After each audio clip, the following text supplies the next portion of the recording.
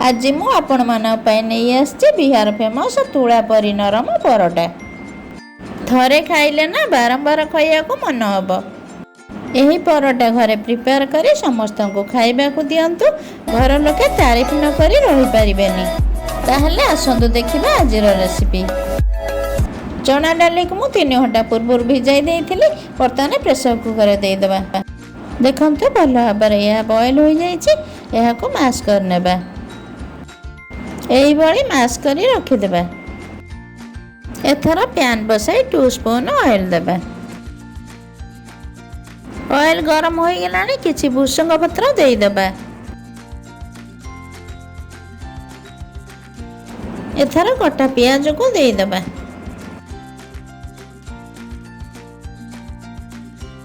एथरा अदा रसुण छेचा को भी दे देबा।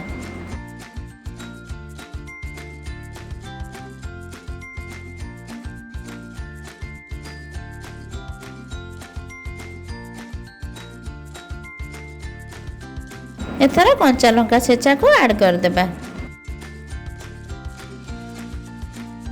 किछि हल्दी पाउडर पकाइबा। जीरा पाउडर धनिया पाउडर गरम मसला को ऐड कर देबा। मसला सब भाजी नबा। अल्प किछि लूण देबा।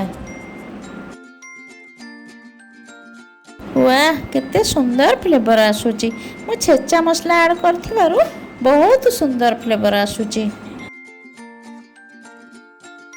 एथरा मैश करी रखिथिबा चना दाल को ऐड करिबा।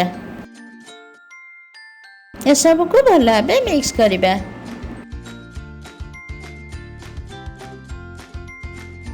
स्टफिंग टू होई गेलानी या को काढी देबा।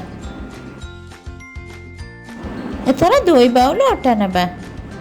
अल्प किछि लूण आ 1 स्पून रिफाइन ऑयल देबा।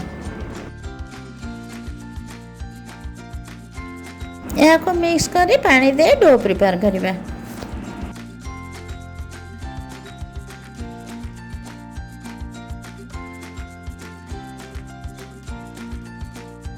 डो प्रिपेयर हो गले या को 30 मिनिट्स कवर करी रखि देबा। 30 मिनिट्स हो गलानी या को छोटा छोटा गोला प्रस्तुत करिबा।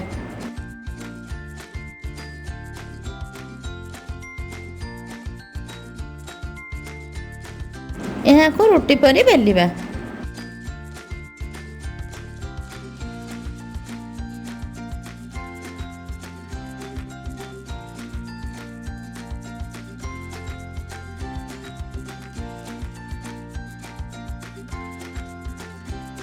एथरा स्टफिंग को एई भली भाबे देई देबा।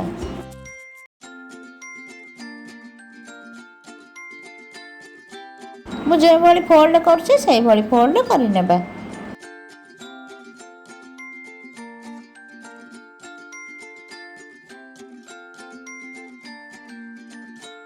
बर्तन यहाँ को आटा लगे हल्का हल्का प्रेस करी बेलिबा।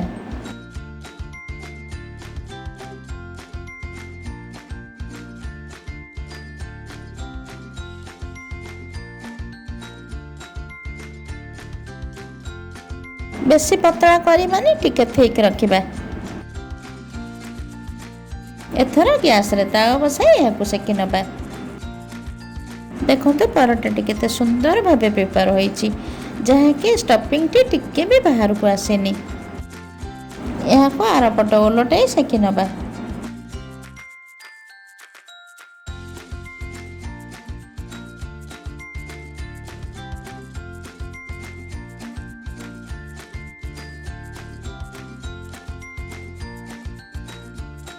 बर्तमान ऑयल दबा।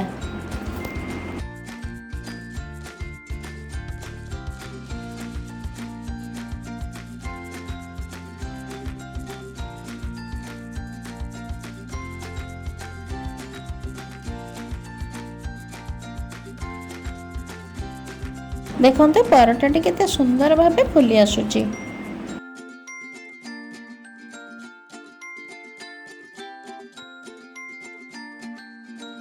परोटा टी होई आसलानी या को काढी नेबा।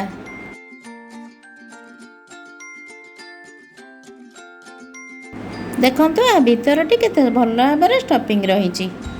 आपण माने या को ब्रेकफास्ट रे बा डिनर रे या को नै परिबे। जदि आजिर बिहार फेमस चना डाली परोटा आपण मानक पसंद आछि ताहले आम चैनल को लाइक शेयर सब्सक्राइब आज करनियंतु। वीडियोटी को शेष जाए देखिथिबारु धन्यवाद।